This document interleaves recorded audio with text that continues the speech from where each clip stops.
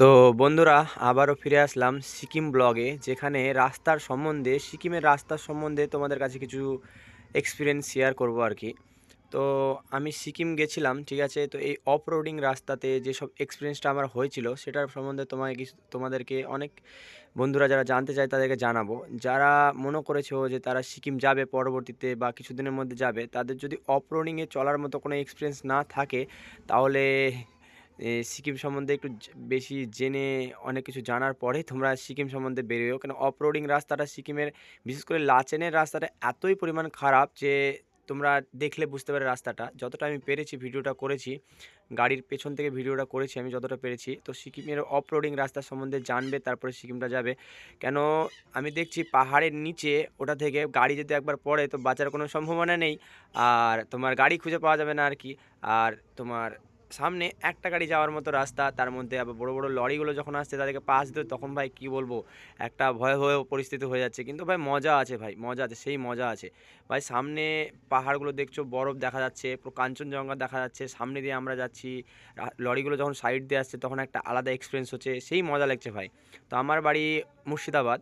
আমি মুর্শিদাবাদ থেকে আমি ওই পারে খাগড়া ঘাট থেকে ট্রেন ধরার পর আমি সেখানে নিউ জলপাইগুড়ি যাই। জলপাইগুড়ি থেকে সেখান থেকে একটা ট্রাভেল করার পরে আমি ওখান থেকে পৌঁছে যাই গ্যাংটক। গ্যাংটক একদিন স্টে করে হোটেল নেওয়ার পর প্রথমে আমরা যাই লাচুং।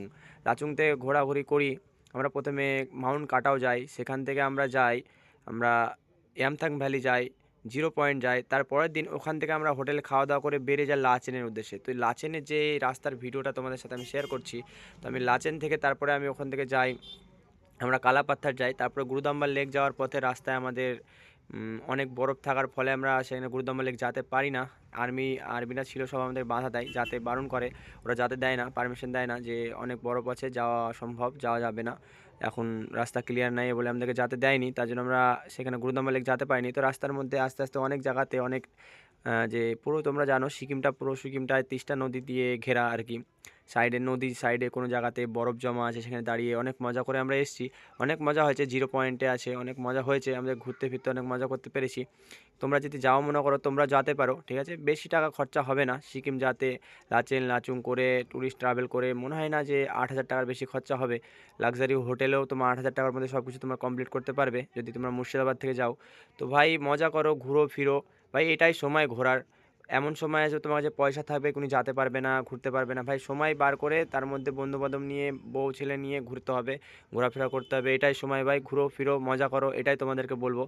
আর আমার চ্যানেলের মাধ্যমে আরও কিছু তোমাদেরকে জানানোর চেষ্টা করবো। যদি ভালো লেগে থাকে তাহলে অবশ্যই লাইক কমেন্ট সাবস্ক্রাইব করে আমার সাথে থেকো।